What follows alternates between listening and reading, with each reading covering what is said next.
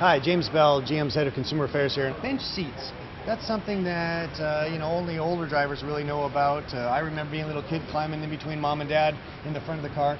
Maybe pop this one open here. You bet. What do you think as a designer and looking at advanced design? I mean, do you think we'll ever see anything return to this? What's the story on why front bench seats are gone? That's a good question. I think, in fact, it was interesting. Just yesterday, we were looking at a 356 Porsche from 1950 with a bench seat. And who would have thought a Porsche with a bench seat? Exactly. I think part of it is it's trends. You know, we look today. For some reason, a lot of people, even in a car that isn't a sports car, they look at bucket seats and a console as being something kind of sporty. There's a function that a console provides today where you can store your goods, you can store your cell phone, other things.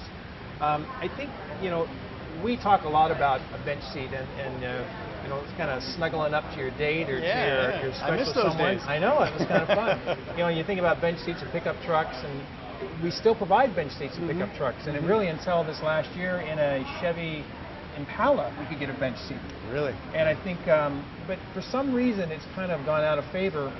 We think that there's a bit of a magic about it, and we talk about it. Some customers still bring it up and say, oh, I really would like a bench seat. Because there's this feeling of a lot more room inside the car. Yeah, but you guys are doing such great work on the interiors now where it really feels that spaciousness to it. Right. So the seat should echo that. The seats, it should, very much so. And I think, there's some safety issues today because airbags and all those things that happen.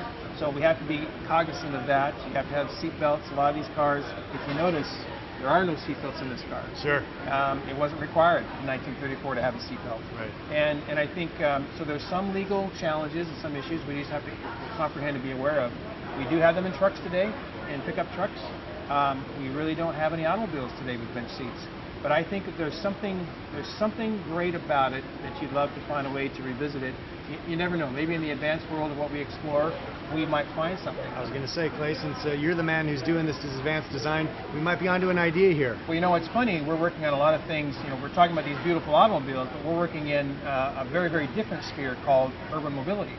And when we were looking at in that area, a very smooth across bench seat in these very small cars is something that actually has emerged as something very desirable because the feeling of space.